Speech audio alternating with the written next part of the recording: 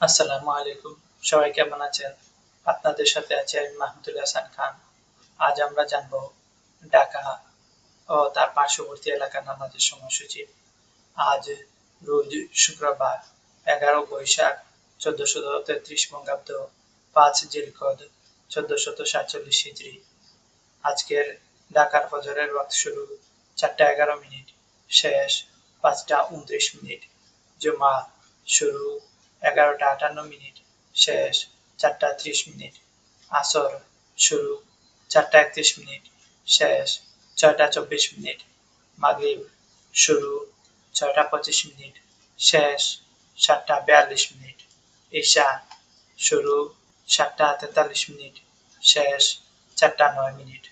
নামাজের নিষিদ্ধ সময়সূচি: সূর্যোদয় 5টা 30 মিনিট থেকে 5টা 45 মিনিট পর্যন্ত, দুপুর 11টা 52 মিনিট থেকে 11টা 57 মিনিট পর্যন্ত, সূর্যাস্ত 6টা 9 মিনিট থেকে 6টা 24 মিনিট পর্যন্ত।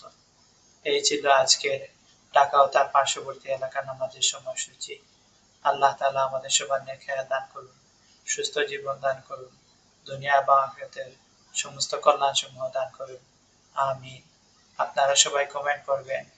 আপনারা কমেন্ট করলে আমি আপনাদের কমেন্টগুলো পড়ব এবং আপনাদের নাম সহকারে বলবো, এবং আগের মতো ইনশাআল্লাহ আমরা প্রতিদিন ভিডিও দেওয়ার চেষ্টা করব।